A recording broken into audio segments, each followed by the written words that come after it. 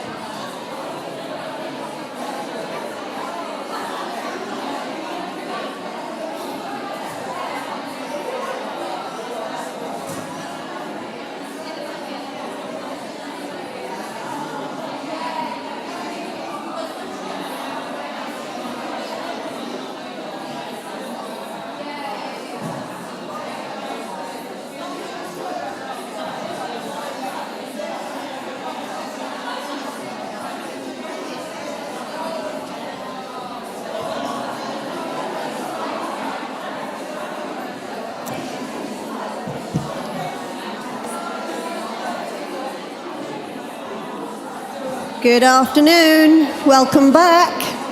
Good to see you're very energetic. You've had your coffee, your sandwiches, lots of energy.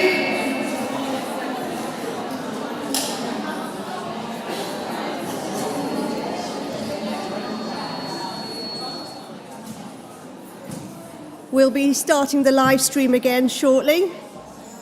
And again, if you don't want, we don't want any filming or photography, please. There is a live stream, so if you're at the front, there is a possibility that you may be seen if you get up. So I suggest you sit towards the back if you don't want to have that. Please get this trending. Students for sale, hashtag students for sale.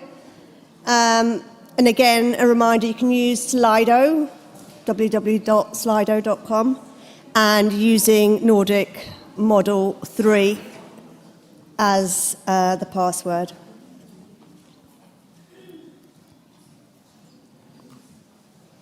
Right, I'd like to invite the panel up, please, if you can make your way up. Thank you. Yeah, thank you.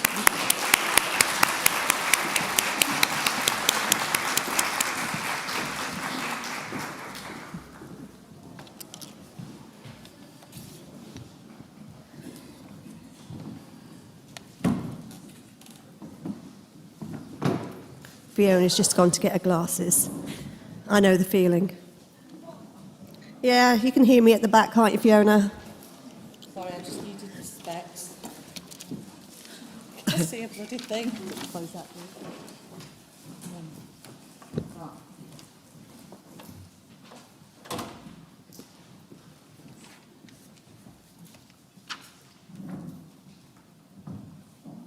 Okay, I'm just going to briefly talk about this job description and person spec, and then I'm going to go away and leave this bunch of lovely people.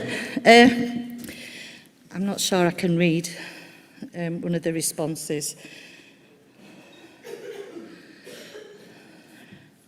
Okay, this is from a woman, and I suppose the name's written down, so I'm assuming she's okay with saying it, yeah? It's Diane Martin.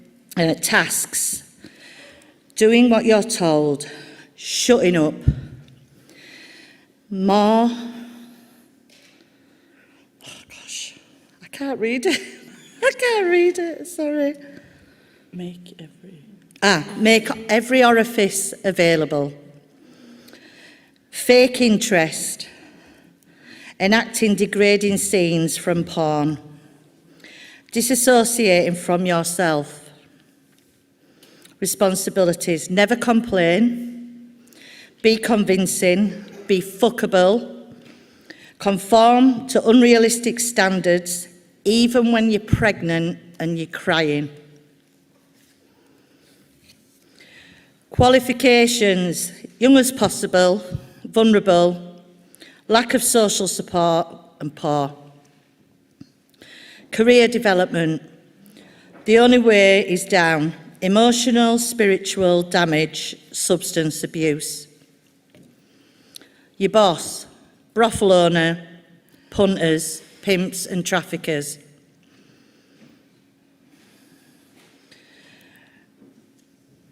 Remuneration, debt to pimps and traffickers, no pension and a criminal record.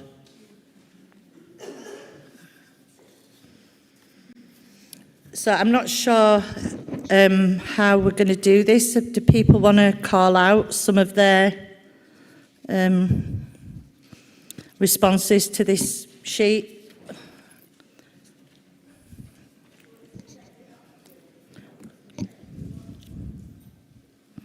We're going to collect them up. Yeah, I mean, people might want to stand and say them, but yeah, if we collect some as well, and then maybe you give some examples.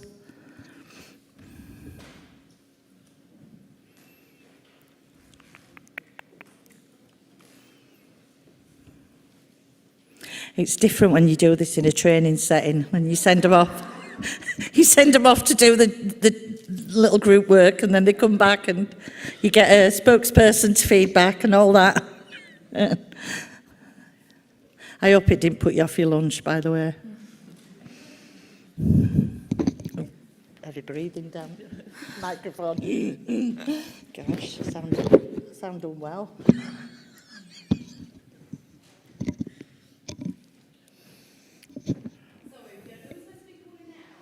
You can call out, yeah, absolutely, yeah, that's what I asked for. Go for it, start.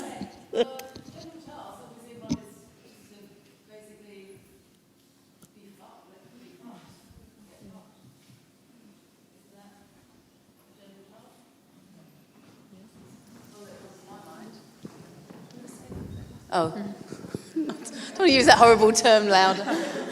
Sorry, it's the first thing that came to my mind, general task, to just be fucked and tolerate being fucked by fucking loads of horrible men. Some of them are nice.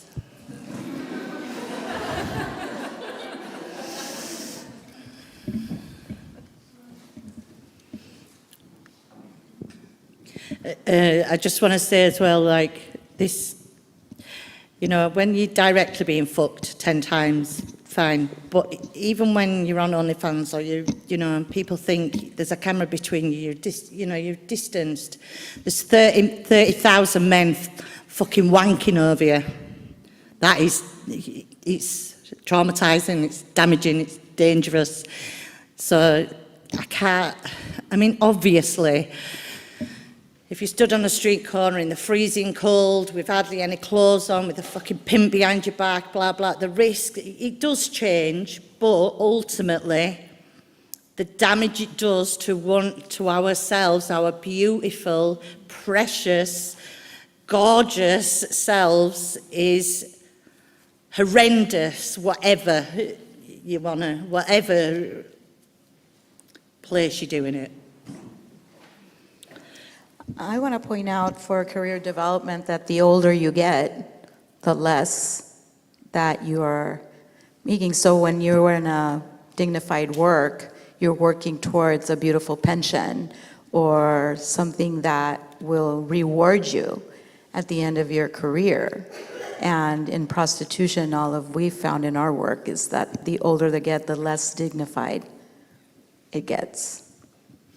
Yeah, I mean, we've definitely got a sell-by date, but as society seems to get more perverted and kinky and weird and sick, there's granny brothels and granny porn and etc. So sadly, you know, for some, it doesn't matter what age you are, but for a lot, you have a sell-by date, and it's generally around 25.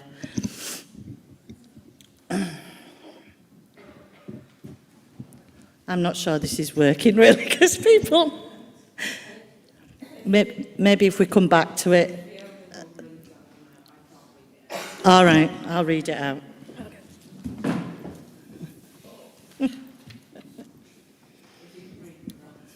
I'll try.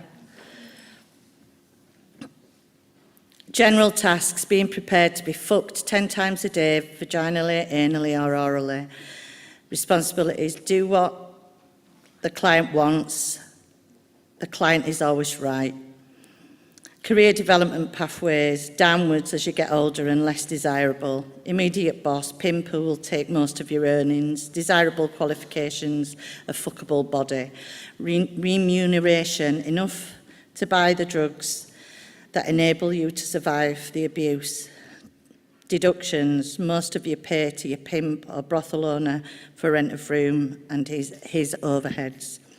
I think maybe I should just round this off and then leave this expert panel. Your occupational hazards: being pissed on, being shat on, being strangled, being raped, being tortured because he's paid you what he wants. So you've got to do what he wants you to do, whipped, whatever that may be. And ultimately, your risks are death. Murder. Loads of women in the sex trade are murdered, and we don't even look for them because we've dehumanised them so much that they're not human anymore. So I'll end on that happy note.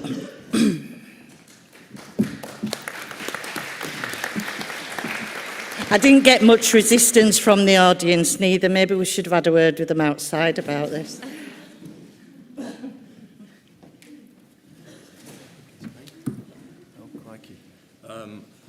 I think it's me. I'm very grateful to have been invited. I'm Michael Conroy, and I am on social media as Men at Work, and I work with boys and young men in various places.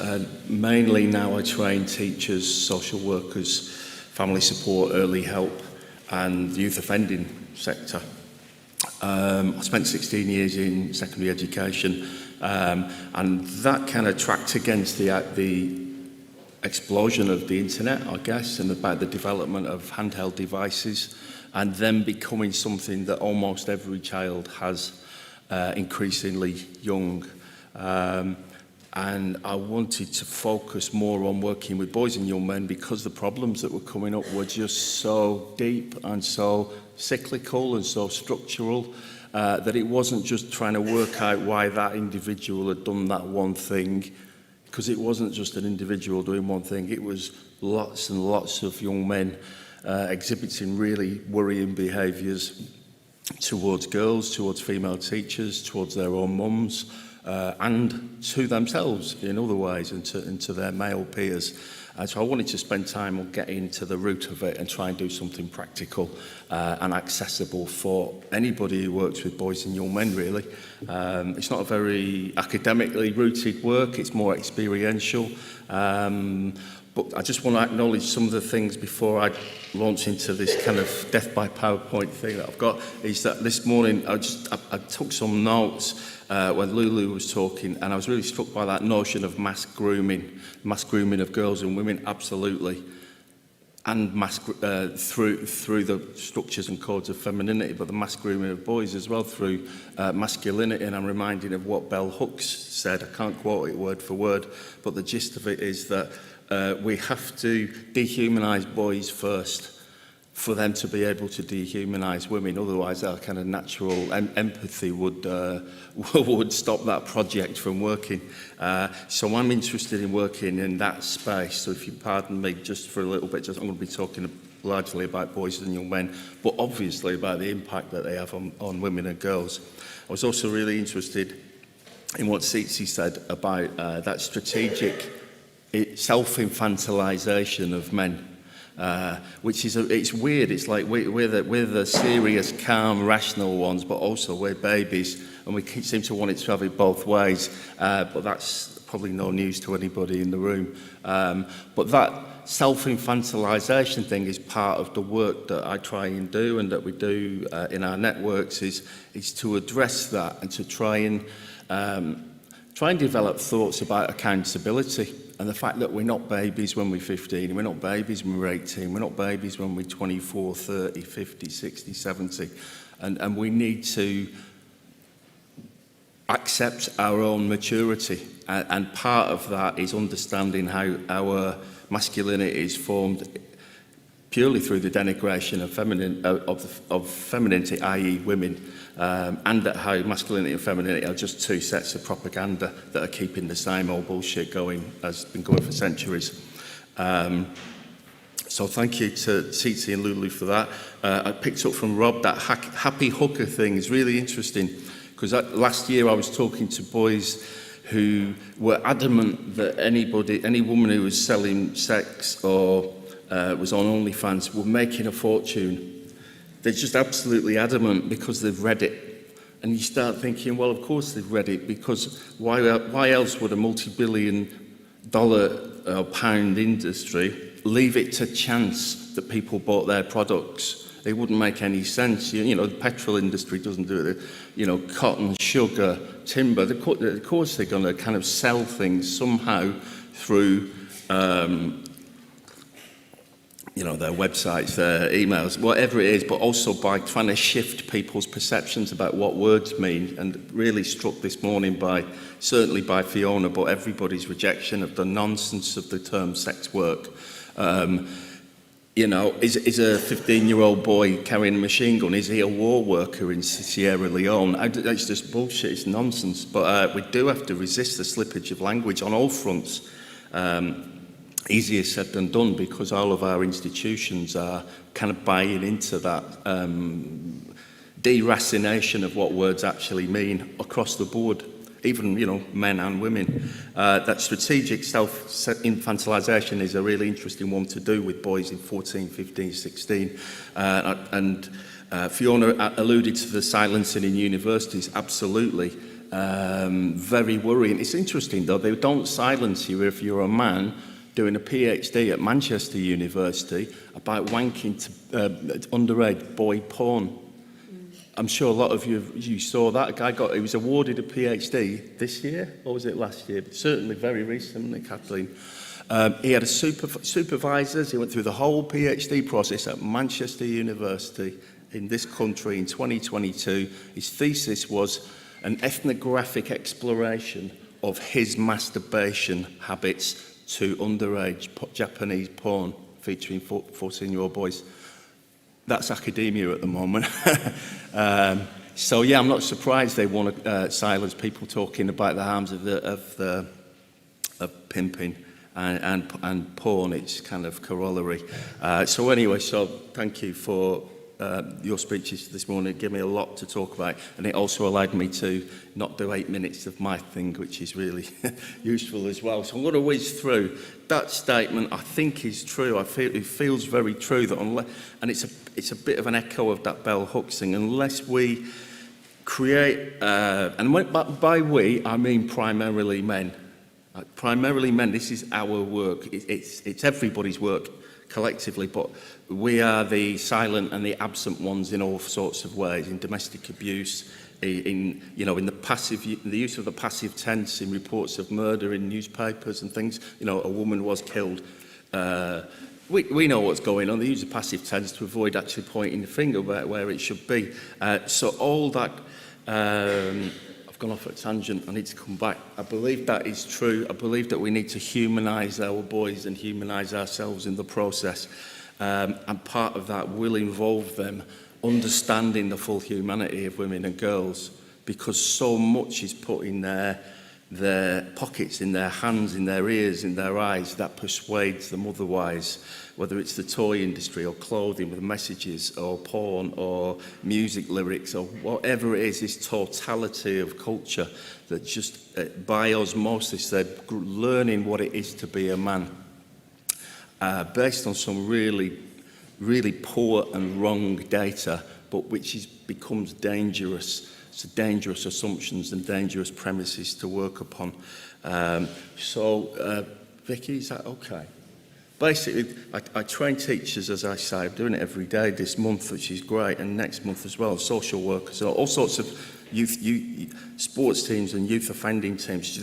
There's a real current hunger and desire to work with boys, but they don't know what that means or how to do it, and they come to the work with real kind of honesty and enthusiasm, but they're frightened of being seen as accusatory, as being anti-man or man-bashing and all of that. And I just say, do you want your boys to be safe? Yes.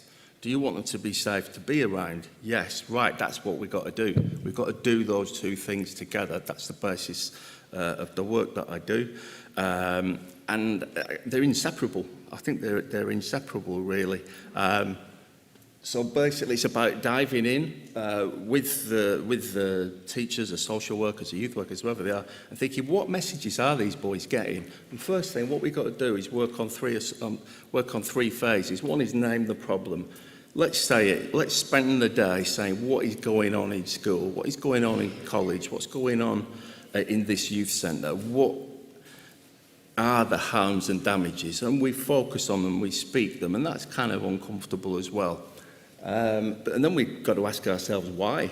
Because either we believe in some kind of weird biblical kind of mark of Cain thing that anybody born, with male genitalia is per se always going to be an abuser, which I simply don't accept or believe because I don't subscribe to those kinds of ways of seeing the world. Or we understand that we're all subject to infinite and incredibly complex kind of layers of nurture and suggestion and coercion and shock and trauma and bad information that we're just soaking up constantly as we're babies. But then as we get older, we do develop this kind of ability to reflect, and it's supporting that reflective ability. That doesn't happen most of the time. And that's catastrophically dangerous. And the question then is, once we've done that, is saying, well, what can we do? With limited resources, with no governmental will whatsoever, what can we do? And so, Vicky, if that's okay. Apart from, I just grabbed a couple of quotes, apart from working with boys and young men and teachers and social workers and things, I'm sort of doing some work with adult male perpetrators in Manchester. I think that quote by Kate Iwi, some of you might be familiar with her work. Change will only come about when the internal conflict or dissonance within the men becomes unsustainable. And our job is to build a relationship with them that helps them to consider that they could have a better life, that they could have a life where violence and abuse do not fit. And that's a really powerful, for me, it's a really powerful rallying call. And when I kind of get a bit kind of blurry and tired and all that, I think that's what we've got to do. We've got to make it undesirable, uncomfortable and unsustainable to be abusive. But how do we do that? How do we do that, and when do we start? And my conviction is that the earlier you start, the better. But how? The devil is in the detail, obviously. So, thanks. Quick reference, because I'm going to talk a little bit about schools, because that's something I know, an area I know something about. Ofsted obviously did this response to Everyone's Invited. It blew up, I think it was early 2021, with some students at a college in London, a private college as it goes. It was some young women who were just, absolutely sick of sexual harassment, of having drink spiked, but catcalling, all of that stuff. So he set up this hashtag and a website, which I think has had 60,000 testimonials to date. Ofsted kind of stung into action. They were told to do something. Visited 40 schools as a sample of the hundreds of schools that were mentioned in this thing, 32 of which were abjectly unfit for purpose in terms of dealing with reports of sexual harassment and abuse, of creating a culture that minimised it, or just flatly denied it. They were just not up to it at all. So hundreds and hundreds or thousands of young women around the country being let down by schools despite there being loads of brilliant people in the schools who try their very, very best to do wonderful things and sometimes take on an incredible burden of care of children above and beyond their contract. So these things are true at the same time. You know, it's a messy world. But essentially, that's the root. And so I'm talking to teachers and I'm saying, there is a huge problem here. What are we going to do about it? We need to talk it through and see where we can get to. So I believe the slides will be shared, so don't feel like you need to read every line, Vicky, if that's all right. If you just pop, can we go to the next one? Vicky, can we move forward? Right, this is the first question I do with the trainees and saying, in the work that you do, because it could be like 20, 30 people, social workers, teachers, youth workers, prison officers even, in the work you do, how does the enactment of social scripts of masculinity play out in ways that are A, self-destructive for the young men you work with and the boys, and B, destructive towards women and girls? And that's the conversation, that's what we talk about. And we go into it in as much detail as time allows, and we remain in touch and do follow-on work. Because, it's my belief that they are interlinked. If you have a particular mindset about what a man should be, which we're going to look at quickly, then you will behave according to that script until you have some kind of catalyst for change. And often the conditions are not offered to boys for that catalyst. And this is not excusing adult men. I'm just saying that we don't have these constructive conversations per se as a matter of course in our education system. Great, thanks, Vicky. So we talk about the multiple, that's supposed to be a sponge and a brain, by the way. I Googled it and somebody said, is that a cake? I was going, no, it's not bloody cake, it's a sponge. Anyway, so you do what you can. And it's just to get that conversation going. But from day one, it's not even, well, it's in the womb, it's in the mother, isn't it? People are saying, oh, he's kicking, he's going to be a footballer. Oh, she's kicking, she's going to be a ballet dancer. You know, that kind of instant kind of like self-propagandizing thing about essential characteristics of boys and girls, which is of course nonsense. But and then they wake up and somebody's painted their room with blue and put cowboys and dinosaurs in it, or it's a girl and they've put like dancers and glitter and butterflies on it, and birthday cards and T-shirts and everything that comes at them is constantly overlaying this nonsense. But within that nonsense, there's some really very substantial and significant instructions about what to do and what not to do. So if you could just pop forward, please, Vicky. So that's what I ask the boys. I said, if you squeeze that sponge, what comes out of it? I'm doing a one-day course in 5 minutes here, so please forgive me if I seem to be rambling. But it's to invite them so directly. I just said, come on, guys, think about it. All that stuff in your brain, just squeeze it. What are the main things that come to you in terms of instructions about being a man? And they basically always say a combination of that. Be strong, have money power, which is really easy, have money power, be dominant, get what you want, don't stop, don't give up, don't take no for an answer. Don't be emotionally expressive, but you can be angry. Being angry is all right, and in fact, it might get you somewhere. And that's what they say over and over and over again. 13, 14, 15, 16. Pupil referral unit, all white pupil referral unit in the morning. Public school in the afternoon. 20 different nationalities, millionaires. They're saying the same thing because there's something about our totalising culture towards boys and men which provides the fuel for them to absorb these messages. Then I asked them, okay, so if we break these rules, these man rules, what happens to it? And they just go, bam, bam, bam. They know immediately. Well, you get bullied, you get the piss taken out of you, you get isolated, you get marginalised, you get this, you get that.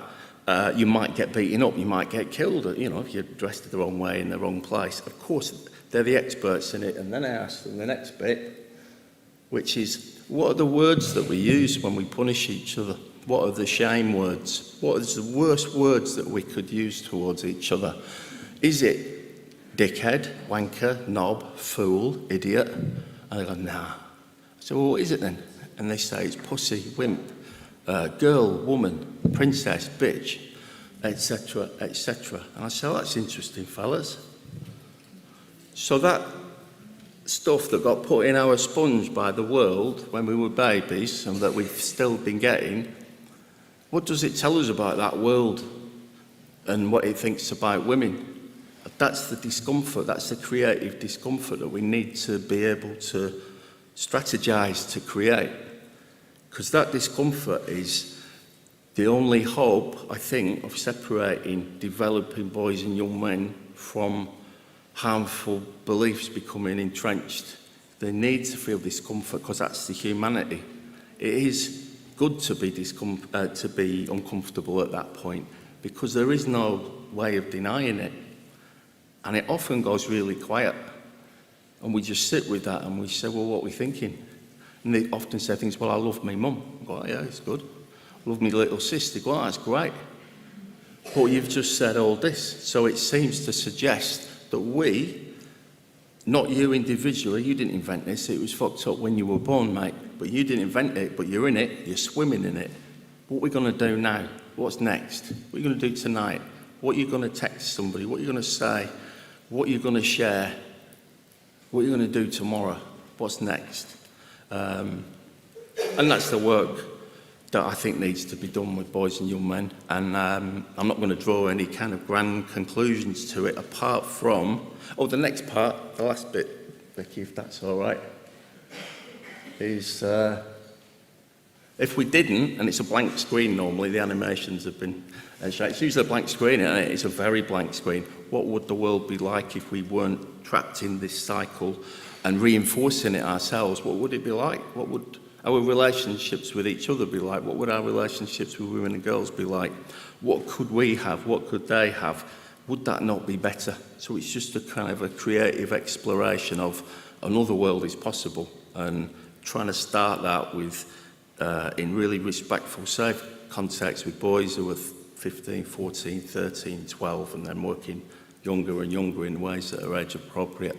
I think probably other people have got more coherent things to say in the time allowed, so I'm happy to stop there if that's all right.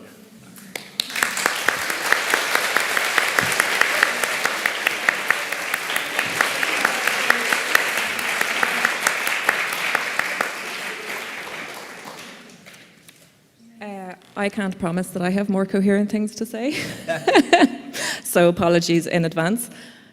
So my name is Gemma Kelly. I am the Head of Policy and Public Affairs at CEASE. CEASE is the Centre to End All Sexual Exploitation. We wanted to give ourselves a really big aim, so we went all out. We work to end prostitution and pornography. I'm also part of Nordic Model Now, which is how I weaseled my way onto this panel. So thanks to us for letting me speak this day. I missed all of this morning, so I'm going to apologise in advance in case I'm repeating anything you've already heard. I probably am anyway, because I'm going to discuss the Nordic model. And I think we all probably know what the Nordic model is. That's why we're all here.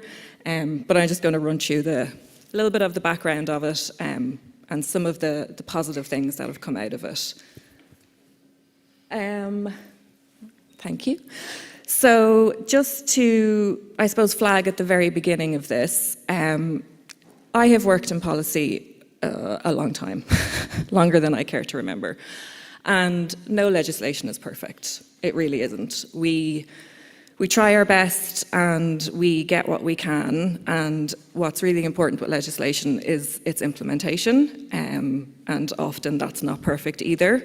So I just want you to bear that in mind as we kind of talk through the Nordic model. It's not a perfect model. No legislation is perfect, but it is the best we have at the moment. I should say as well that I wrote my dissertation on the Nordic model, and I think I saw my supervisor wander in earlier, whose eyes are glazing over as I speak, because she's heard me say this so many times. But let's go through it. The Nordic model, as we know, it started in Sweden. It's a legislative approach to prostitution, and it addresses the male demand for paid sex. Again, it's in various different countries. It started in Sweden. We now have it in Ireland, where I'm from, the Republic of Ireland, that is. We have it in Israel, France, Norway, so it's growing, which is great. The founding principle of this legislation is that systems of prostitution are rooted in gender equality and the uneven power balance between men and women. And again, I don't think that's something we need to reiterate in a room like this, but that's fundamental to this piece of legislation. So proponents of the Nordic model, when the Swedish government first came up with it, and other governments that have implemented it since, they firmly believe that it needs to be rooted in a gender equality framework. So that's really, really important. It's a three-pronged approach as a legislation. So it criminalises paying for sex, it decriminalises the people who sell sex, and it provides support and exiting services for people exploited through prostitution. So these three things are really, really key, because these are the three things that have to be implemented really well. So obviously, you know, it's criminalising paying for sex. I'll come back to that a little bit later. What's really, really important is that it decriminalise people who are selling sex. So in the Republic of Ireland, where we have the Nordic model, and it's not perfect, but it's getting there, our Minister for Justice just recently expunged the criminal records of about 800 women who were involved in prostitution.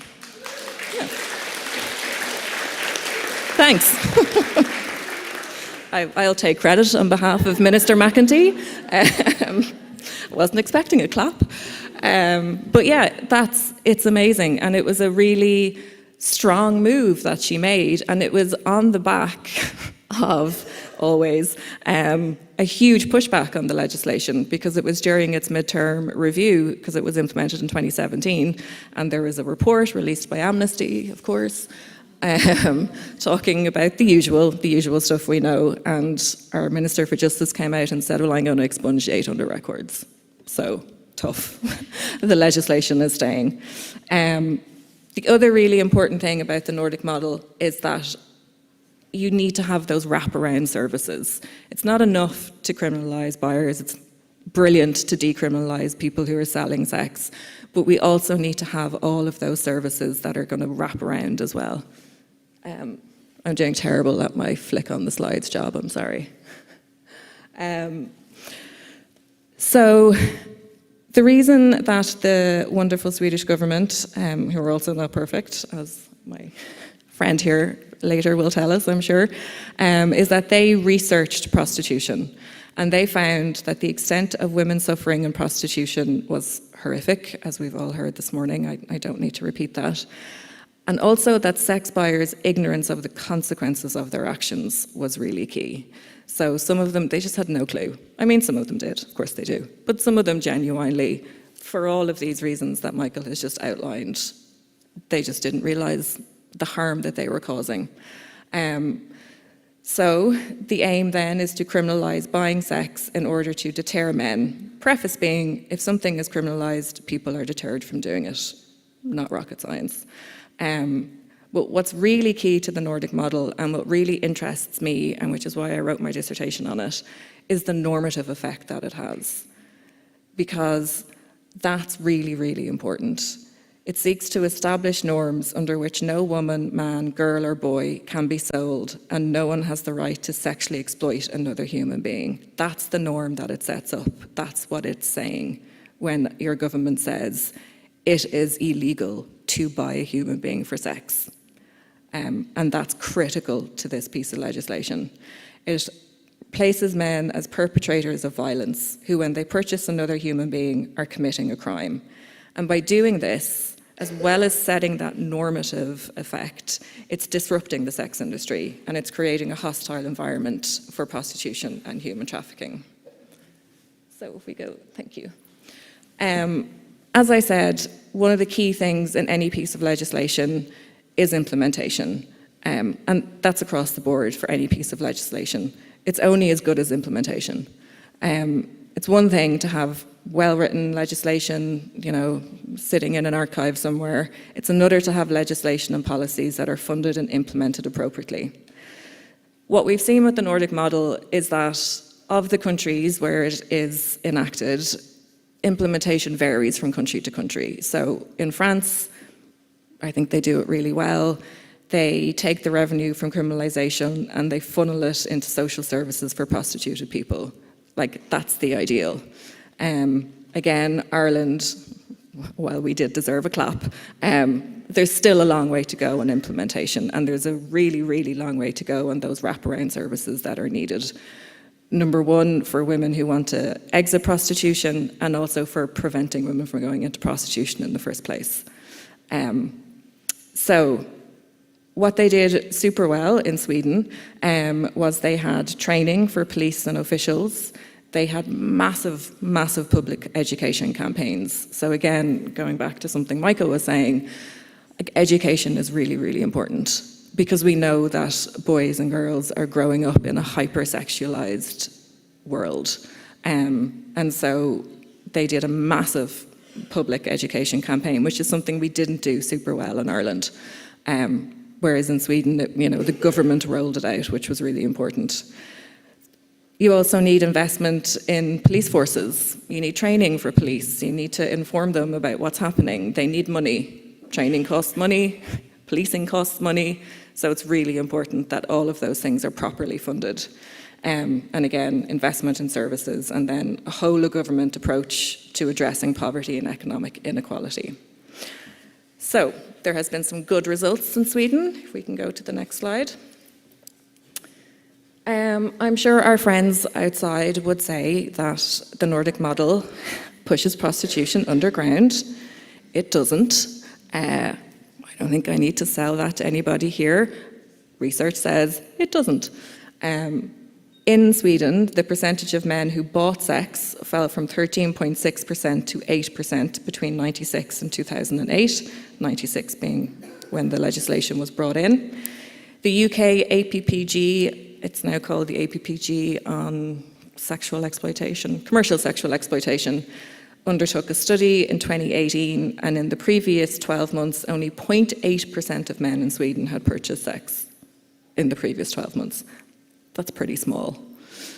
New Zealand, on the other hand, which is fully decriminalised and has a population of only 4.5 million, which is tiny, coming from a tiny country, I can tell you it's tiny, has between 6,000 and 8,000 women in prostitution, which is 12 to 16 times that of the sex trade in Sweden. Decriminalisation, huge prostitution. Nordic model, less prostitution. You would think that governments would understand this better. Germany, prostitution is legal but regulated, has a prostitution rate between 30 and 40 times that of Sweden. So these numbers show you that it makes countries hostile. It's a hostile environment when you have the Nordic model. Traffickers don't want to go and traffic in Sweden because that's not where the demand is. So they'll go to countries where the demand is. So if we tackle the demand, we stop prostitution. Sorry, I'm ranting now, people that don't need to be ranted at. So it is the most effective approach at shrinking the prostitution market and reducing demand. Again, this isn't just Europe. They've done this in certain cities in America, Jersey City, San Francisco, California. Harms and rates of sex buying went down by 40 to 75%. Like, they're some pretty big numbers. In one particular program, they did an education program on sex buying in San Francisco. It was a while ago now, but I think it still stands. And that also showed a reduction in rearrests by over 40%. And it didn't cost the taxpayers anything, because the fees were paid by the offenders, and that fully covered the cost of the whole program, and also generated an extra 3 million in additional revenue that they then put into services. I have my 2-minute warning. So if we go to the next slide. Basically, what these results show is that the Nordic model produces a significant normative effect on society, particularly on men and boys. So my niece, my lovely niece, is 18. She was born in Ireland in April 2004, which was 1 month after the smoking ban was introduced in Ireland. I don't know when it came in here. But in Ireland, it was 2004. So she's never known an Ireland where you can smoke indoors, ever. she doesn't get it. When we tell her you used to be able to go into a pub or a restaurant and light up and there'd be smoke everywhere and ashtrays and you'd like walk on people's cigarettes, it's alien to her. She just doesn't understand it. She's like, well, why didn't you go outside? It's an excellent question.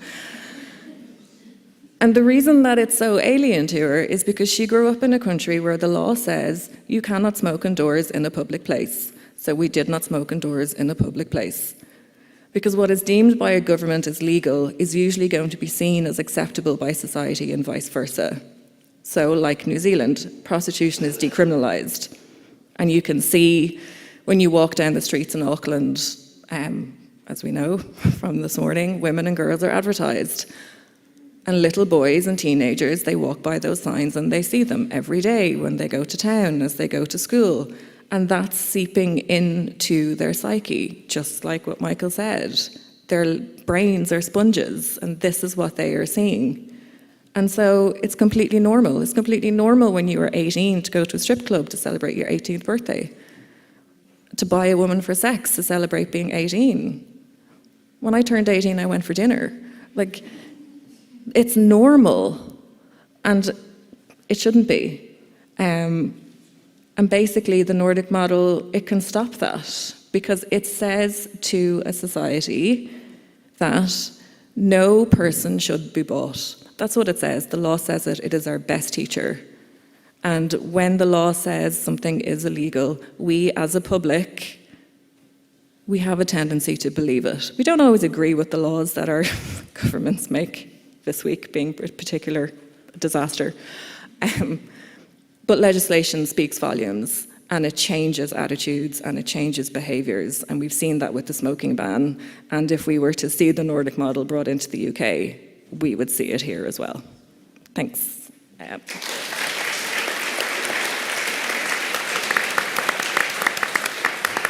going to pass over to my lovely friend.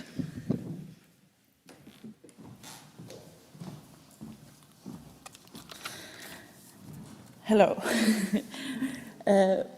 English is not my first language, so if I struggle, sometimes I struggle to say a word, so I just stop and start talking about something else. So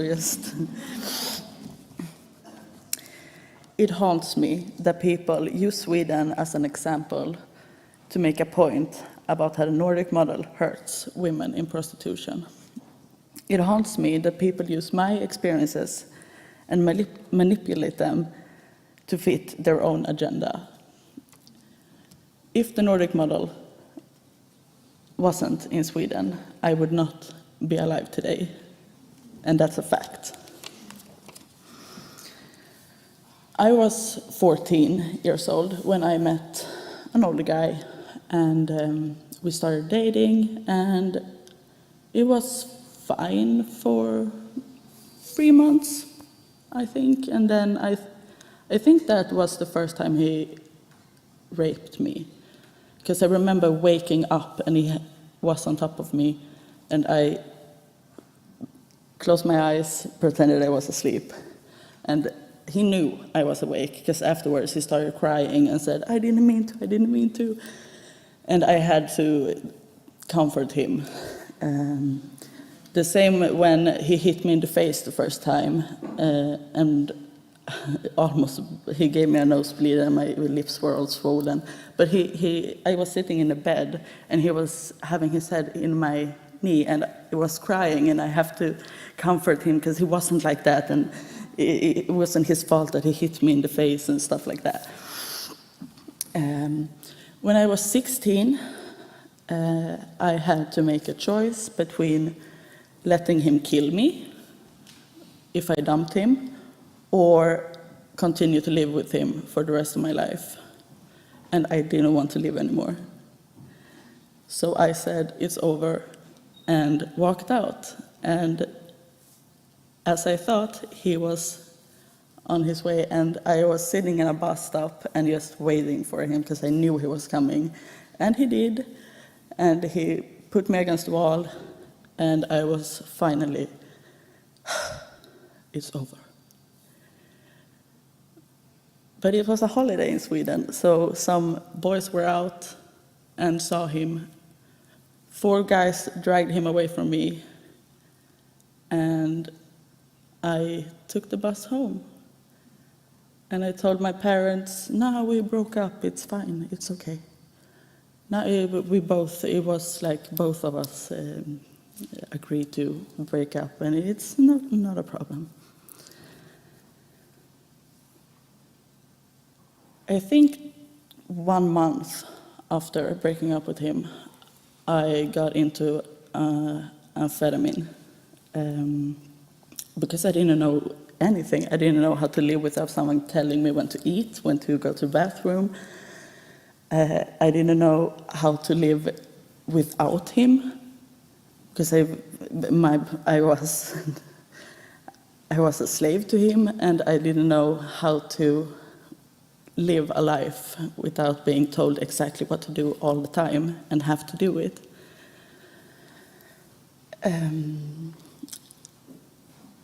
Later in November, I think, I had a drug dealer telling me, because I didn't have any money, I was 16, that I could give him a blowjob and I would get the drugs from him. And I was like, yes, yeah, I can get fucking drugs for something I had to do for free and for food and to go out. So that was like heaven to me. And that started to go around the drug dealers in my city. And soon everyone knew I sucked dick for drugs. Later I understood that it was prostitution, and I was fine with it. I thought. At the time I was. Right now I know I wasn't.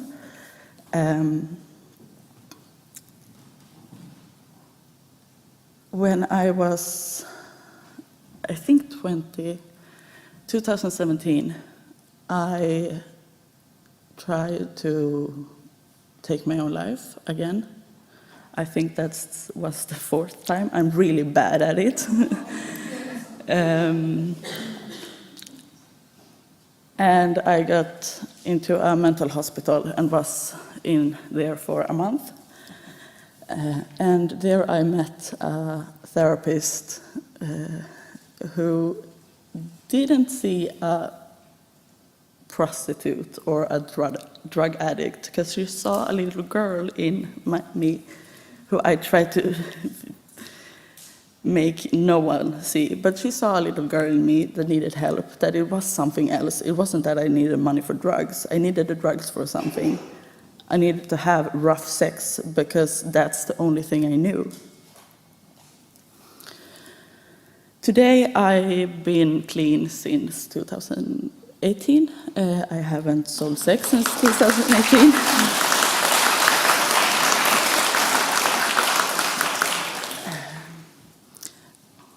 And that's, I think, mostly because of the Nordic model, because I would have been in a brothel otherwise, because I was so close to just moving to Denmark and going into the brothels. Like Gemma had spoken about, in Sweden we have the Nordic model. It started in 1999 when the government did a big investigation. They talked to porn clubs, owners of porn clubs, just guests at porn clubs, sex buyers, women who sold sex, porn actors, everyone. And they saw that prostitution is an extreme version of our patriarchal society. And I know many people will say different. Many people, I mean some out there, will say that women in Sweden in prostitution don't want the Nordic model. And that's not true. I've been speaking in Sweden for, I think, 4 years now, and I have met a handful of women who don't want the Nordic model. And 3 of those women have come to me later and told me, I just stopped, and now I understand where you're coming from. Because when you are in it, you can't tell yourself you're a victim, you don't want to do this, because then you get fucked up. You have to tell yourself, this is not something I want to do, because that's the defense you have. And many of the women who say, fuck the Nordic model, will come back in a couple of years and say, fuck, that was fucked up. Because they understand when that defense is gone, that this is actually protecting us. Because it is. In Sweden, you can take, I think, double or triple what someone in Germany, New Zealand, or Denmark can take for the services. And that's maybe not a big thing for people who haven't been in prostitution, but for us it's a really big thing, because the fucked up men don't want to pay that for a fucking blowjob. If they want to pay that, they want something else. So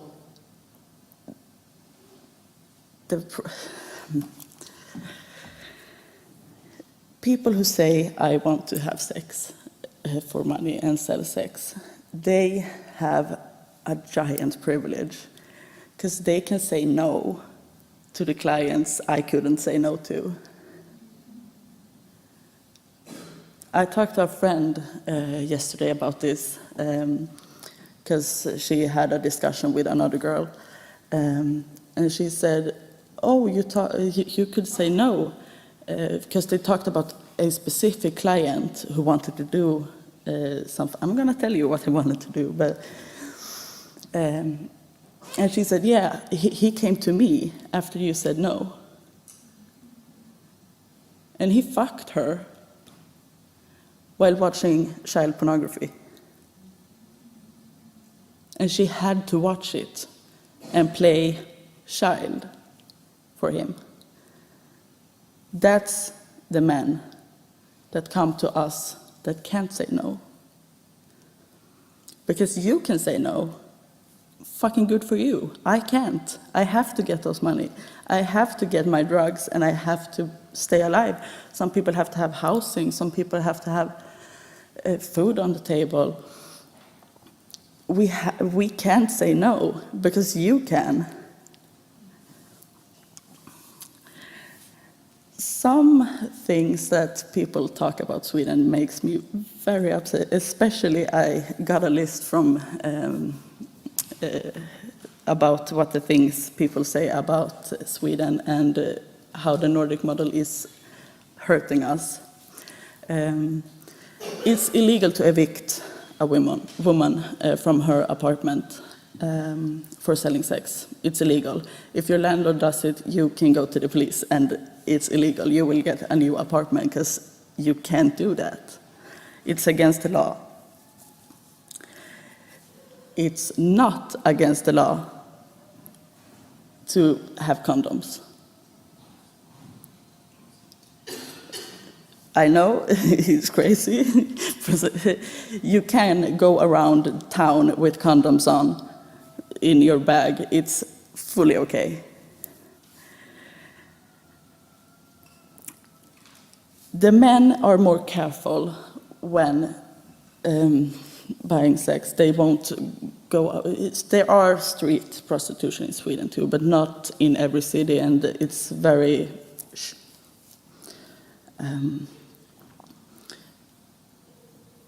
but and for me, it's all been like psychological. This is not a right thing to do. Like Gemma said, you can't buy a human being. Can we just stop fucking buying human beings? Because I'm not a product. If I want to, then okay, you can want to, but the men shouldn't see you as one. You should get help for one thing. And if you don't need help, fine. Men will buy sex, even if it's legal. it doesn't stop them, it's stop some of them, but there will always be men who buy sex.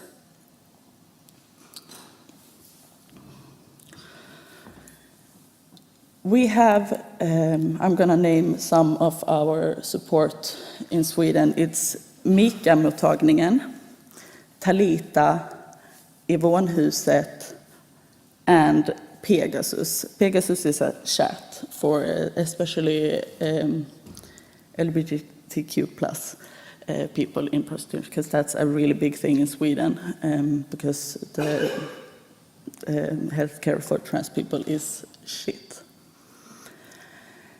And the law is not perfect. It's not perfect at all. I have very much trouble with some parts, but we are changing it as we go. Just this year, we took away fines as a charge. When they get charged for buying sex, they won't get a fine anymore. They will only go to prison. And that's such a big thing, because they listen to us. If we speak, they listen. And that means so, so much for us.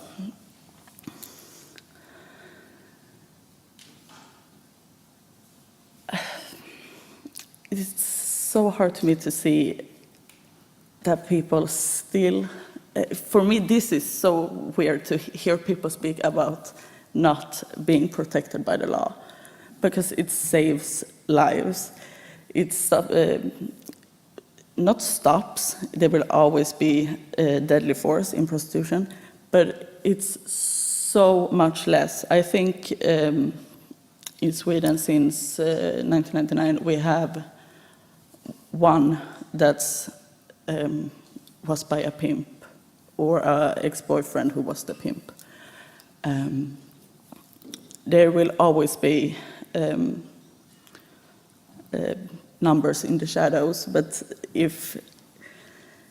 I think it's important to see that in like Germany or Amsterdam it's like over 100, and in Sweden there's one.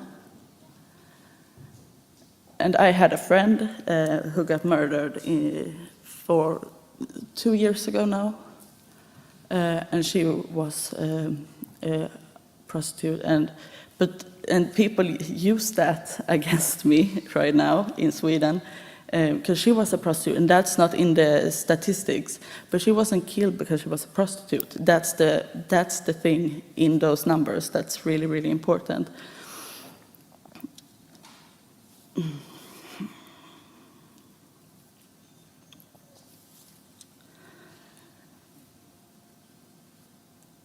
I would be dead if it wasn't for the Nordic model.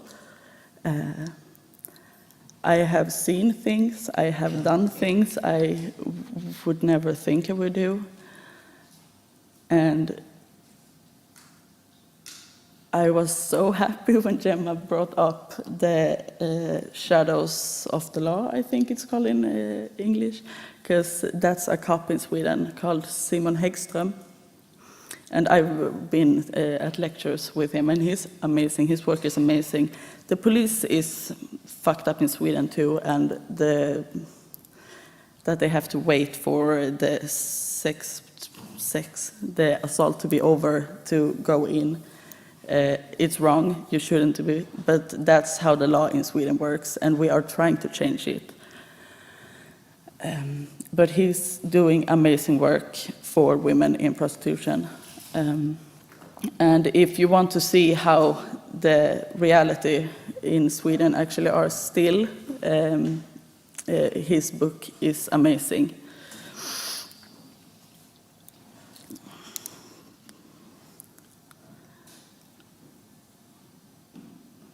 I really, really hope you talk to some Swedish people if you want to know about the law, because reading on the internet, it doesn't look like that. It is fucked up, and prostitution is fucked up everywhere. It doesn't matter, because men are fucked up. Men do fucked up things, and these men who want to rape you in their daughter's bed, they don't care if it's illegal or not. They will do it either way, but you can call the police then. Or you can go to a support group afterwards and get free trauma therapy for free. And you can't get that. You can't get that anywhere where the Nordic model isn't. It's so important to us women in prostitution in Sweden that we have the Nordic model. It's so important, and it's more important than the media wants to tell you, because it's saved lives. It really has. Thank you.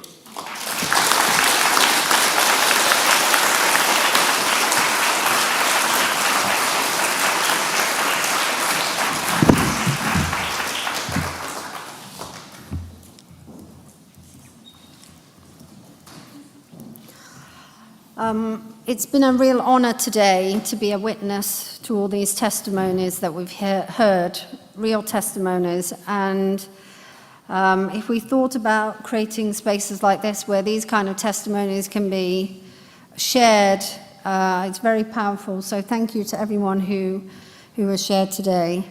I'm going to switch register slightly. Sorry, it's the last talk of the day, and I am an academic, I'm afraid. My talk is called The End of Sex Robots, Porn Robots and Representational Technologies of Women and Girls. I'm going to read from my computer, so I'll be looking down at my notes. So in this talk, I want to argue for the end of sex robots. I want to problematize the use of the term sex that is associated with them and push back against attempts to dilute the meanings of sex to include anything. Initially, I considered a better description for these objects to be masturbation robots. But, as I will argue, they function as a form of pornography, making them porn robots, pornographic representations of women and girls. As I will argue, it is a mistake to attribute sex to them as objects, and the arguments I set out in this talk also apply to porn dolls, which are also called sex dolls. Porn doll producers regularly pass off their objects as robots in their social media, advertising, and marketing materials, even when there is no computational or engineering special effects to elaborate more porn in them. It is also porn doll producers, porn doll companies that are at the forefront of producing a commercial, market-ready version of a porn robot.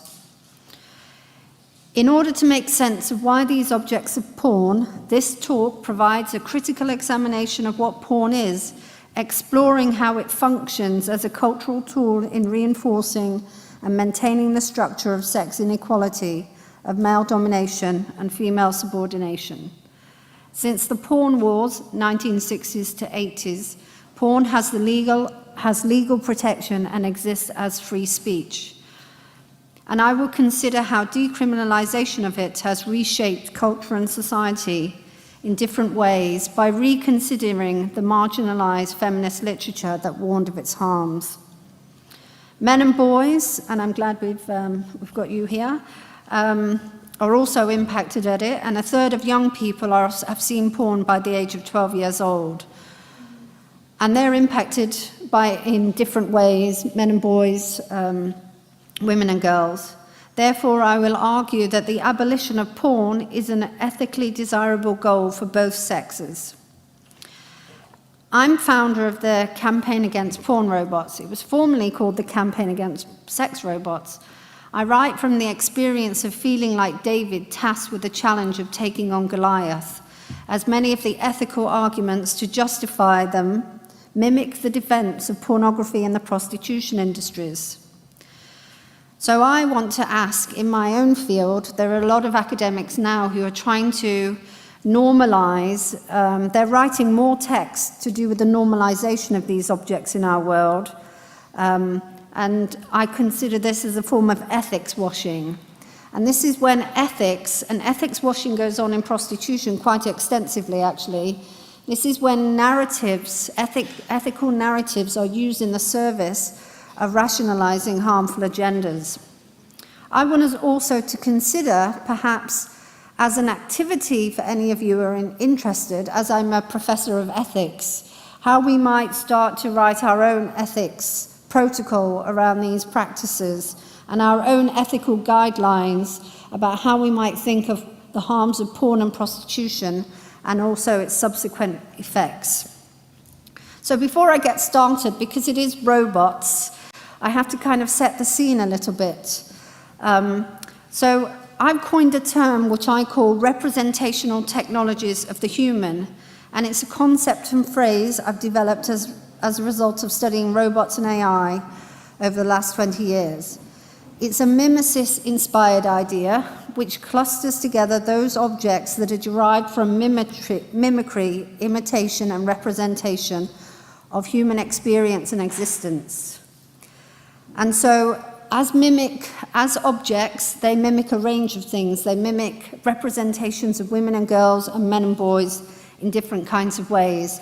And representational technologies of the human is an umbrella term that I use. So it includes things like porn robots, porn dolls, deep fakes, all kinds of representational entities that are now in our digital and technological spaces. And the thing about a representational object represents something. So I really, through this talk, want to get at what's being represented in these objects. My definition of a robot might be helpful at this point, because I see a robot as an image printed on a surface. And the image of a porn robot is a porn image of a woman printed on a surface. And that surface has 3 dimensions to it often, but sometimes it can have 2 dimensions.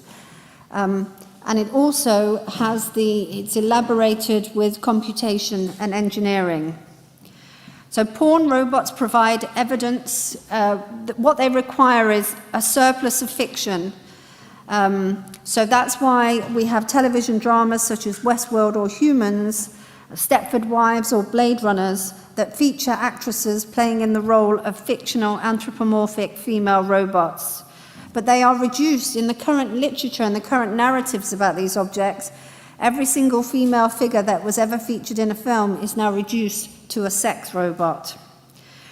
Representational technologies of the human that mimic men and boys, such as Terminator. Terminator is not a figure reduced to his sex, reduced to a penetrable object for men's pleasure. I would say nearly every representational technology that is produced in this society is a pornographic version of a woman and girl. There are very few objects now, representational objects, digital avatars, game figures, narratives about science fiction, where the female is not depicted in some pornographic way. So what is porn? I had to go back. The term pornography is derived from 2 words, graphos, writing, etching, drawing, and porn. Now, the porn is spelled P-O-R-N-E, and I'm taking all this work from Andrea Dworkin's brilliant insights into this area. She describes pornography as writing about whores. That's her words. So Dworkin writes, the porn was the cheapest in the literal sense in ancient Greece. She was the least regarded, least protected of all women. She was simply, clearly, and absolutely a sexual slave. And I think very many of the testimonies today kind of describe this figure still in our world that is prostituted each and every day. A porn, there's no such thing as a porn, but it's a sex class role created by a more powerful class. There are actually only men and women. The kind of roles that they have as prostitute or porn or slave are social categorizations. But the porn, then and now, is the explicit tie between what's going on in these technological fields and women's sexual exploitation. I want to change slightly what Dworkin wrote, and this was suggested by my colleague, Kathleen Lowry. So I want to talk about robots as a form of representational technology, as a form of writing about, in Andrea Dworkin words, whores. But my colleague said actually the better term for it is to write about the porn. So I consider pornography to be writing about the porn, writing about the sex slave. But really, when we're saying writing about the porn, we are really saying we're writing about the abused. We're representing the abused. We're writing about the sexually violated. We're writing about the prostituted. Now, this was the powerful, powerful finding of radical feminism.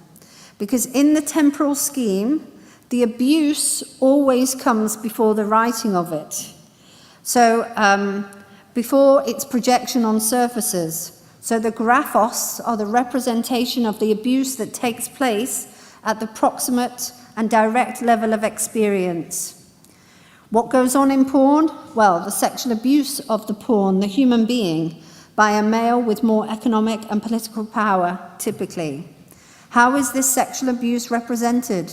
It is expressed by being captured on the surface of material objects.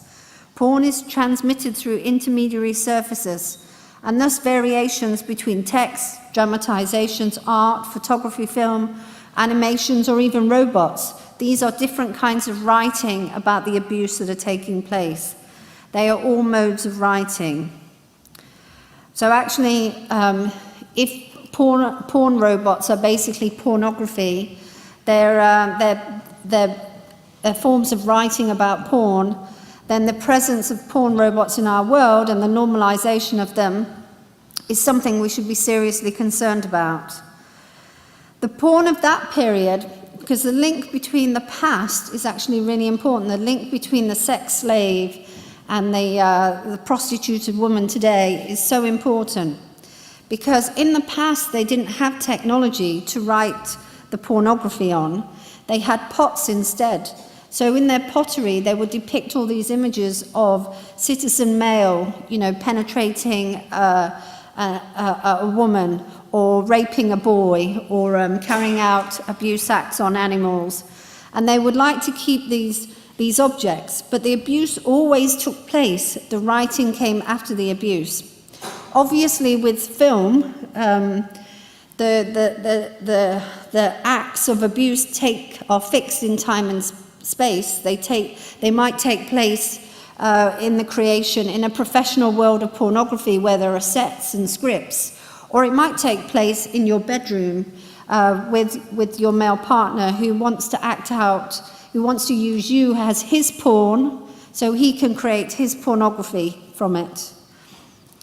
There's a really fabulous book called The Reign of the Phallus, which I won't go into because I've got a lot of examples. So on the one hand, there are different ideas, because sometimes what we struggle with when we're talking about technologies, and we're talking about all kinds of representational technologies now that exist in our world. Some of them, there are campaigns, for example, to protect these representational technologies. And the way in which people do that is they say these objects are split off from the world. They only exist in the imagination.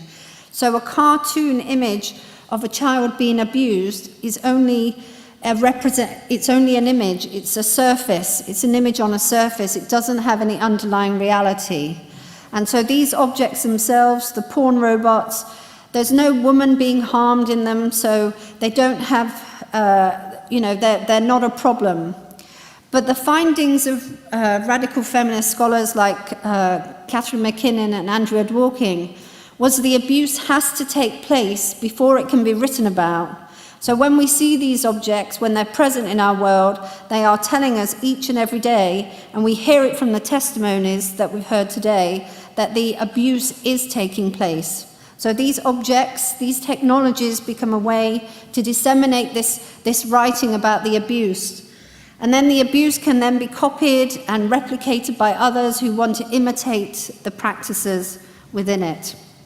But it's really important, so it's contradictory. One set of academics will say all these objects are split off, they're imaginary, therefore they should be unregulated. I call that the split off version of the world.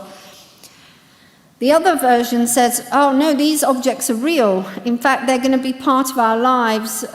So men are going to be able to purchase these objects and they can attribute different personalities to them. And isn't that wonderful? Because now these men who would be lonely can now have these pornographic objects in their lives. And also there's a big campaign to kind of decriminalize their uses, child abuse forms, so representational imagery of children, representational objects in the form of children. So a bit on walking, because I've only got 10 minutes. So writing about porn.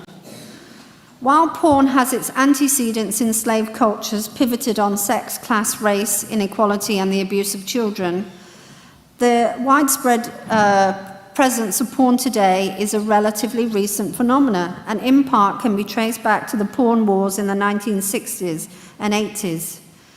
So I was trying to prepare this section, and the kind of harms of porn are so overwhelming that we have literally thousands of studies now that detail the accounts of people in much the same way that we have the testimonies of today.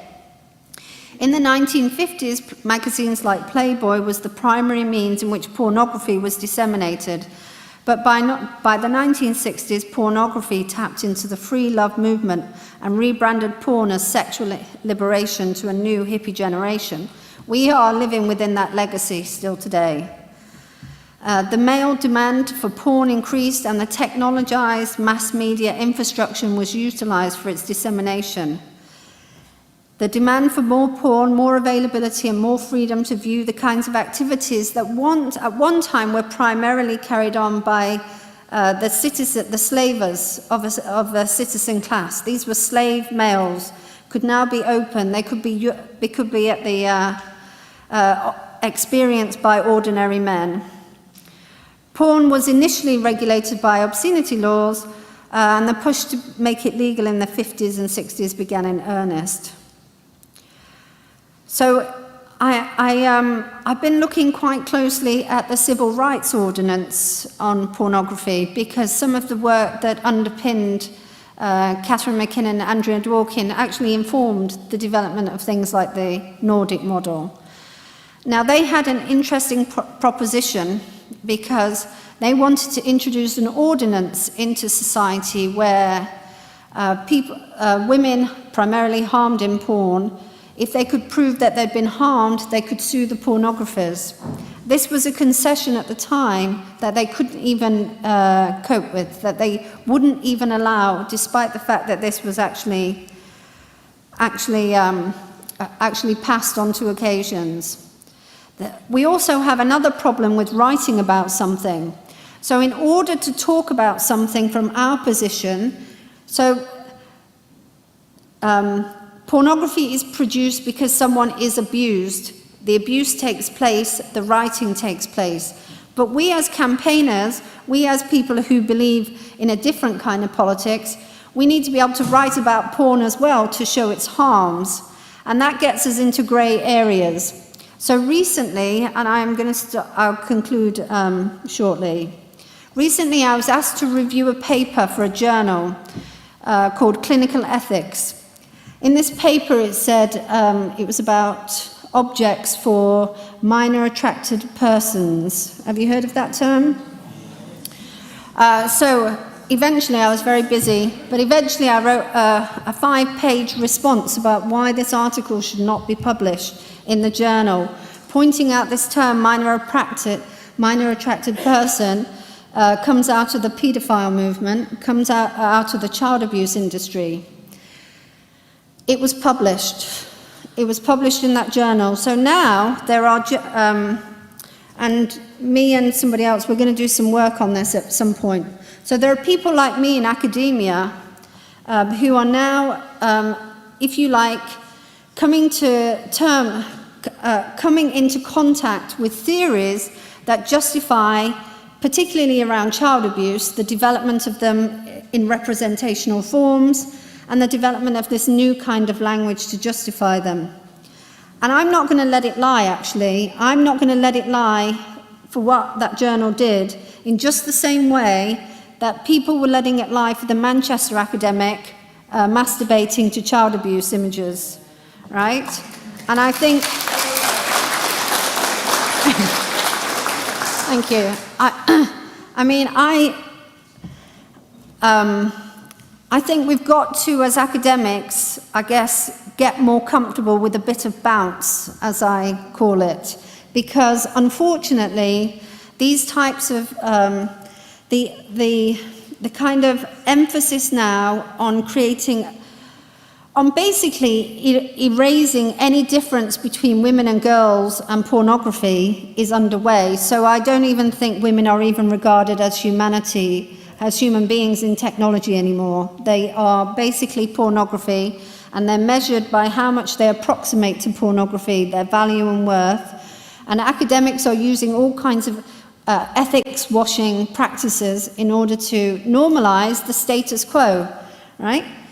And the other thing is, when you do push back, you get lots of reaction. So you get a bounce. Either you get, your work gets rejected, or it's not taken into account. So I want people to know, because this talk is being recorded, there's a journal called Clinical Ethics it's called, and they let an author use the term minor attracted person, despite the overwhelming evidence this is linked to child abuse normalization. And I think, hopefully I'm going to write something about that soon. But anyway, that's one of the ways in which I'm trying to push back. It's in the field of technology. It's a bit left field, considering some of this more humanist stuff. But I couldn't actually write any of my work on technology without this very humanistic dimension, without this compassion and empathy and this humanity that is spoken about today. And if we want to keep producing, we don't have to produce terrible technologies. We can produce new kinds of writing about women, and I'm really taken by Fiona's passion here. And the writing that we want about women is about their intelligence, their integrity, their foresight, their imagination, not them as holes to be penetrated by a new market of pornographers. So I want to abolish the writing about porn. I want us to abolish these objects and all these type of pornographic representations of women and girls. And I hope you will join me in that. But before I just finish, there is one thing. Being an ethics professor, I was contacted recently about a group of pro-sex work academics who want to write a set of guidelines to ethically normalize sex robots. I don't use sex robots for a variety of reasons. I've got a book coming out, actually, in December. You can read more there. But I think we should get together. If somebody wants to get together and create a small group and write a set of ethical guidelines around prostitution and why it should be abolished and why the Nordic Model Now is a good ethical practice, I think that's something that we could do together, and I could help support with that. So on that note, thank you very much, and thank you to organisers for such an important event. Okay.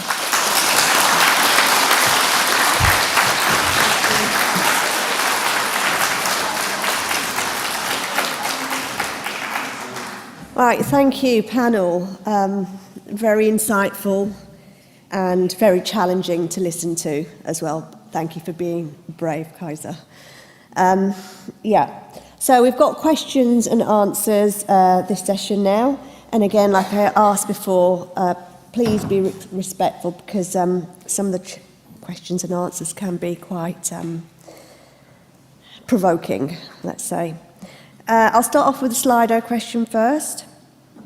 So this is from Gemma, and she asks, protesters outside have a sign saying rights not rescue, end Nordic model.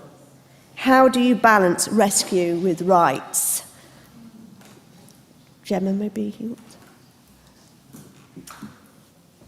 How do you balance rescue with rights? Yeah. That's a really good question. I don't think the Nordic model is about rescue. I think the Nordic model is about rights.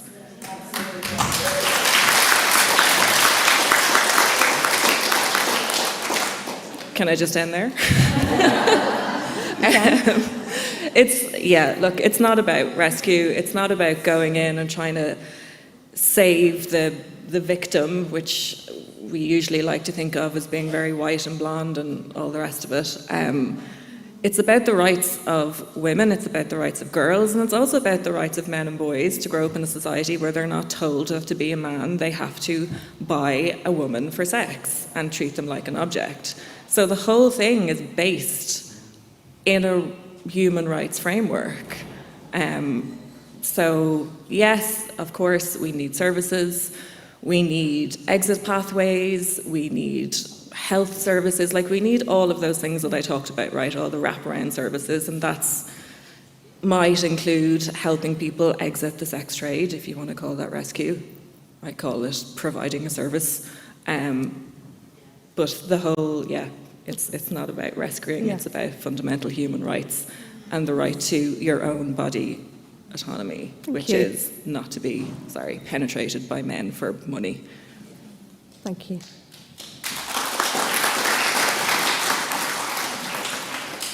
Right, the roving mic goes a roving. Come on, Anna.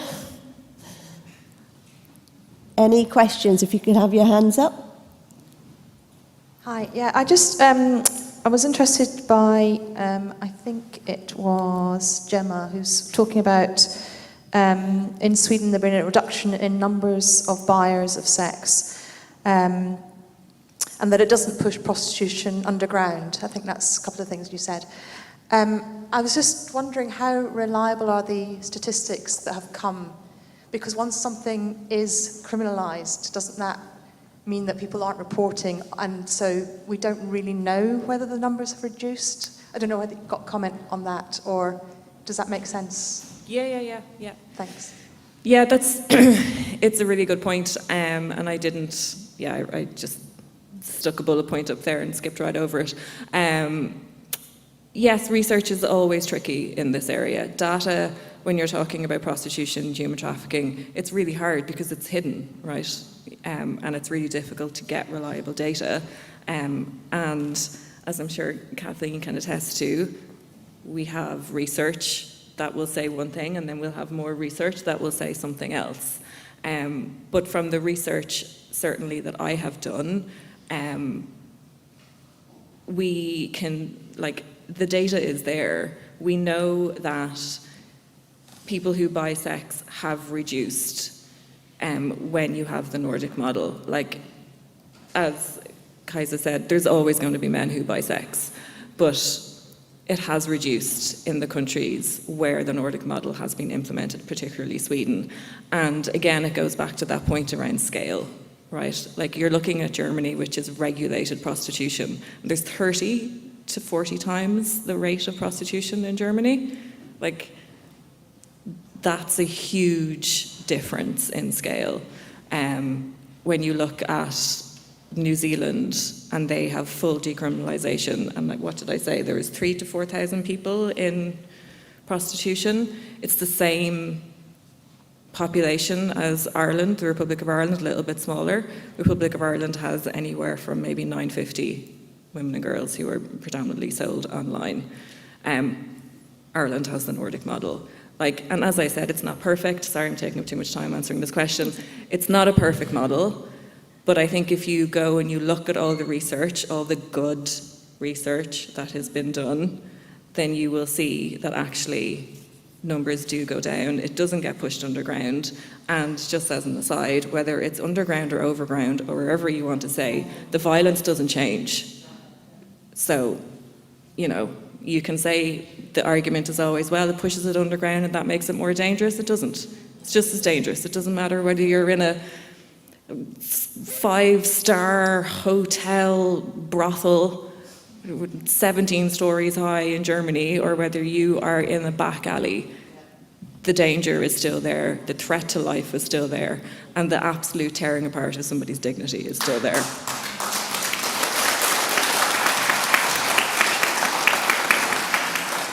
Right, I'll be going to Slido, and Gemma, you're going to be out the hot seat now. You've had 2 questions.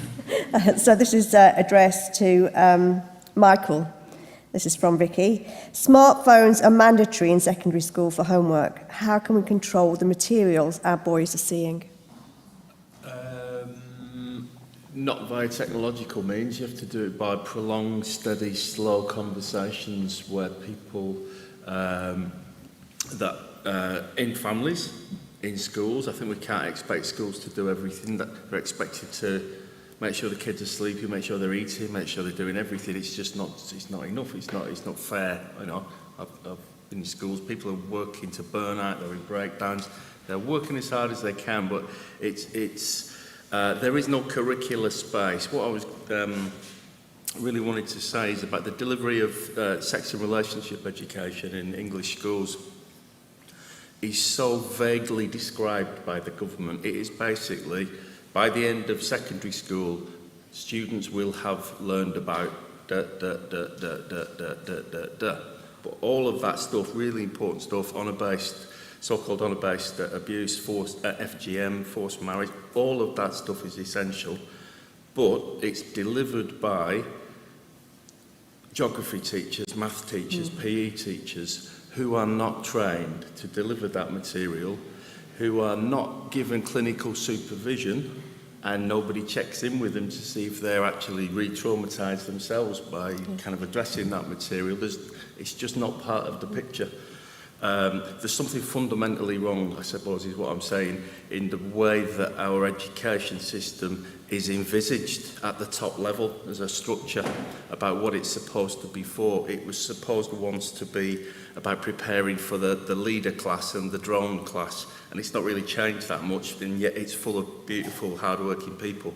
But to come back to boys and the phones, parents and carers have to step up and be engaged and not expect the schools to take care of that, because they are the primary caregivers but also primary role models, so they have to be engaged in those conversations, because the teachers cannot pick that up. It's too big a burden, it's too big a conversation. Having said that, I believe that the English education system has to create real space and train teachers who are subject specialists in areas where they feel confident and skilled to talk about sexual consent and porn and prostitution. And at the moment in England, there is no expectation whatsoever that the word prostitution is even mentioned in schools at all.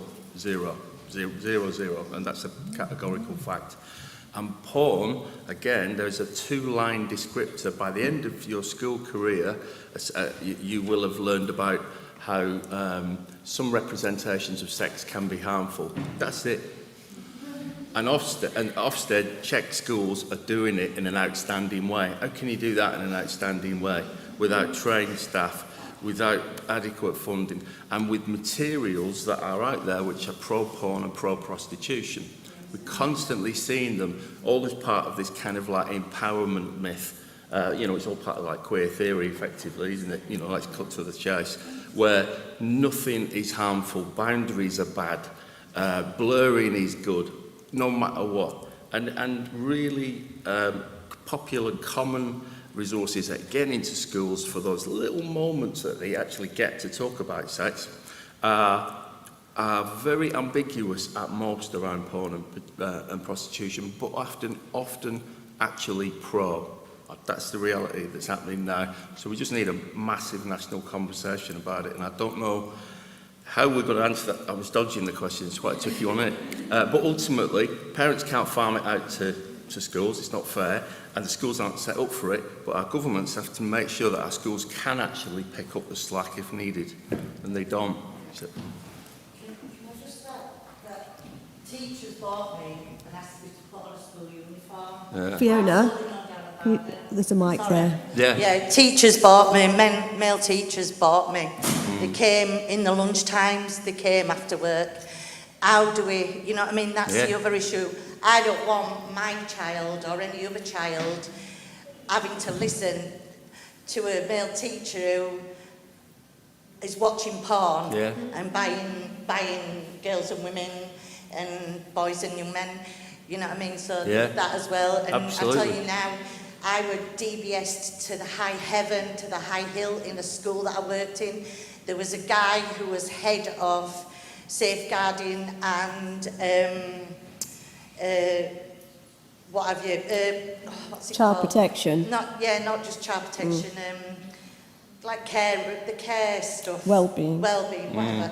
And he was convicted not so long ago and given 14 years for raping babies in his care that he was fostering. And he lauded himself around our community like, you know.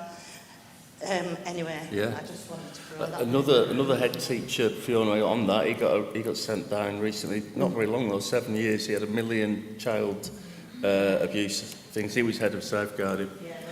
Yeah, just to add to that, this is why the Nordic model should be also for porn as well. I mean, because they're so interlinked. I mean, they feed into each other. It doesn't make sense to just talk about prostitution. There are just different versions of how someone is being abused. And I totally agree. I mean, I joined a left-wing group in my youth, and everyone in the left-wing group said porn was great and it's part of liberation and freedom, and prostitution was just work. So I think we've really got to create this new movement from scratch, because unfortunately the left have been captured by the pimps, and the right, don't really care, or it's approached from a moralistic, nothing wrong with moralistic, I mean a more a kind of conservative, know your place point of view. So we need a different politics of liberation, because we're not getting it from the mainstream.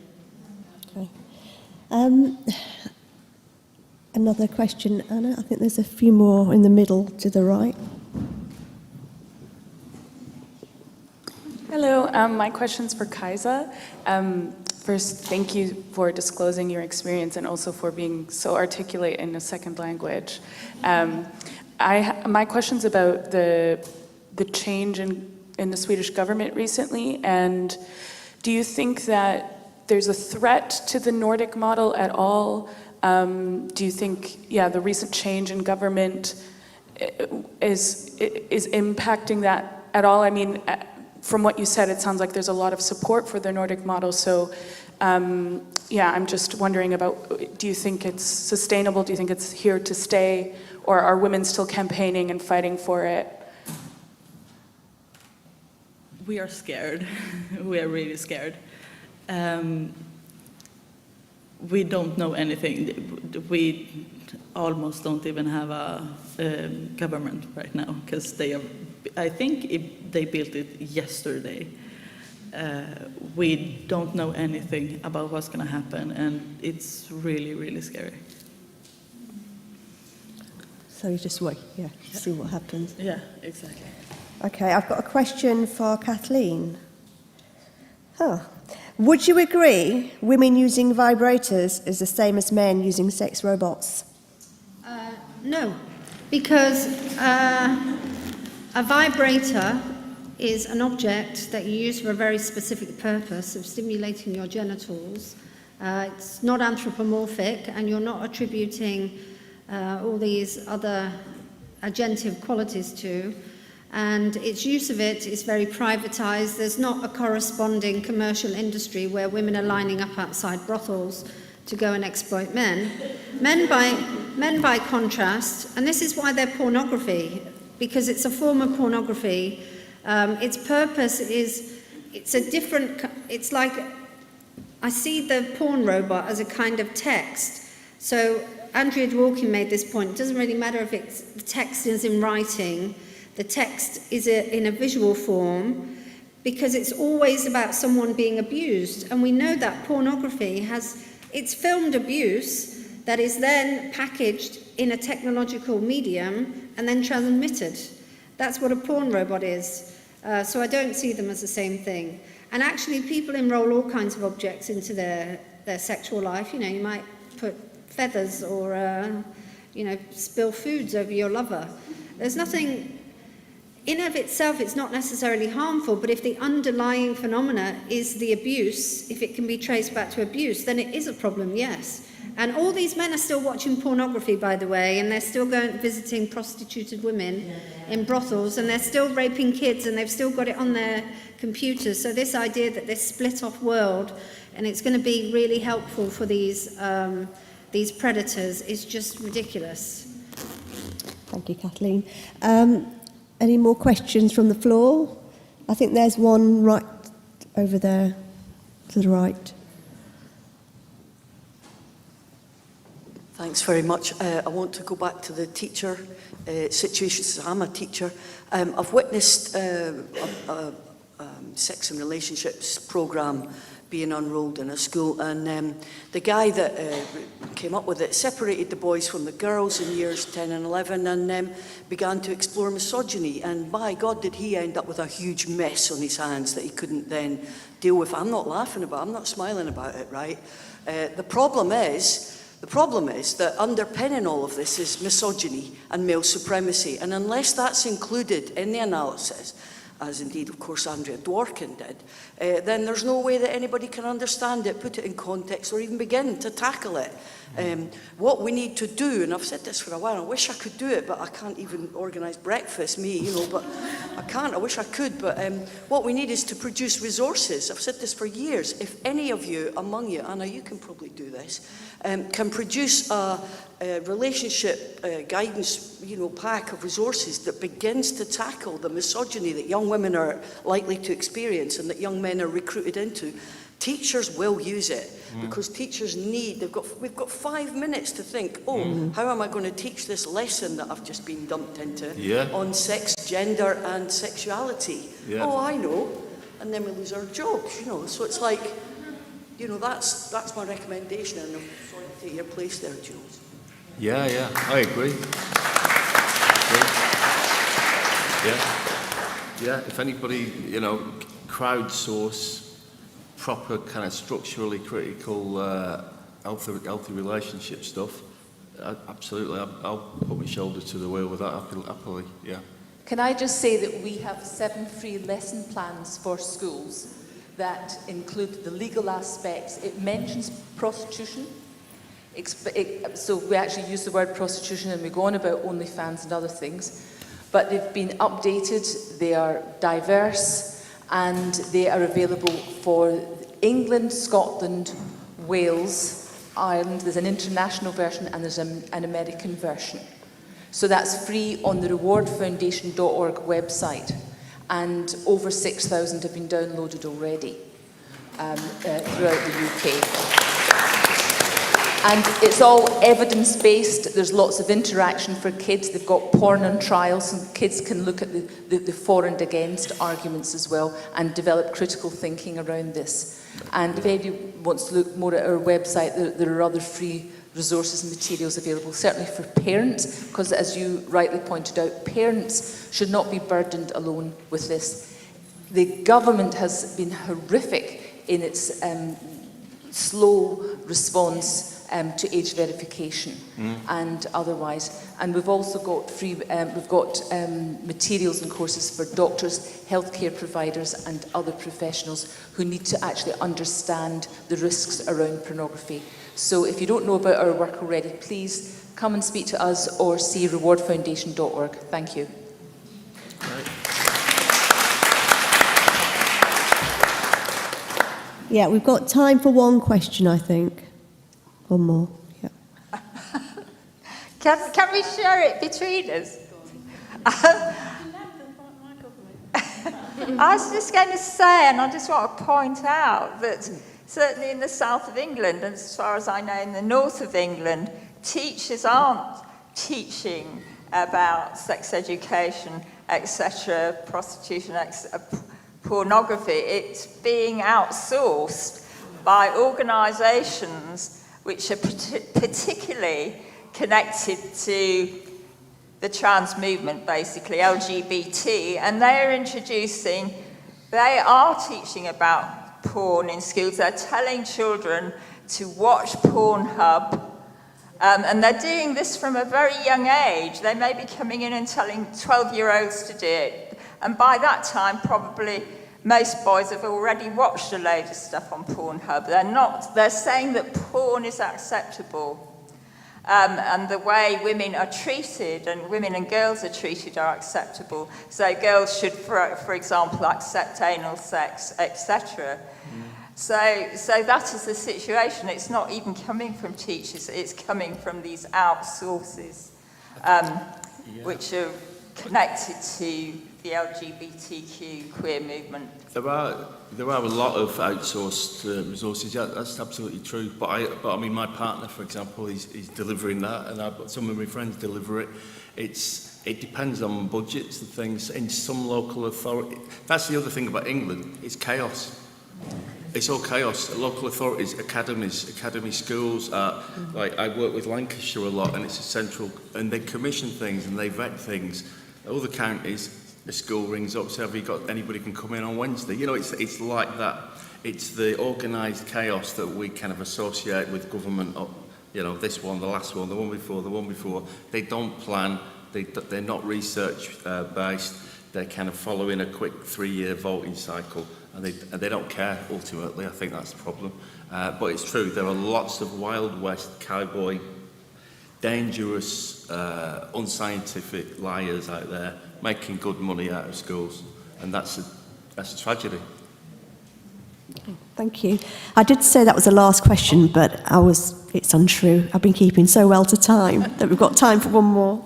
I'm really pleased with myself. I've got the mic. Sorry, it's just very, very quick. It's actually a very small contribution rather than a question. First of all, thank you so much for such a brilliant day. Really, both panels I thought were absolutely outstanding, and I learned a huge amount. So thank you to everyone involved and all the organisers. But I just wanted to share with everyone here, in case you haven't heard about it, I'm reading a rather brilliant new book at the moment, which I think speaks so much to everything that we've heard today. It's a new book, I've got it in my hand here, a new book by Sheila Jeffries called Penile Imperialism, which I think it's very characteristic of Sheila to come up with a brilliant term.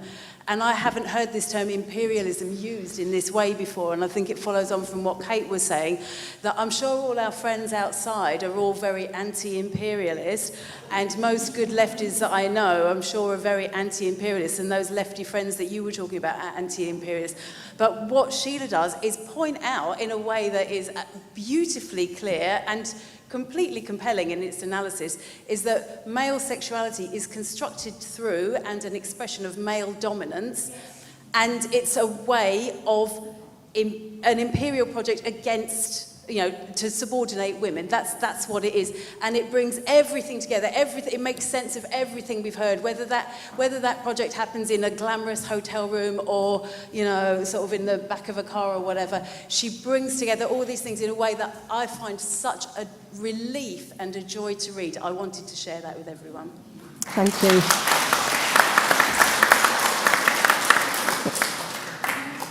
I'm going to bring this event to a close. I just want to say thank you so much for the morning panel and the afternoon panel.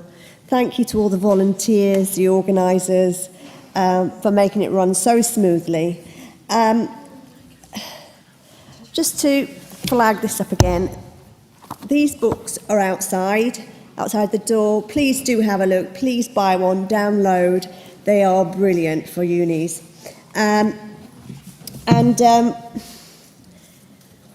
We will be, you'll be pleased to hear,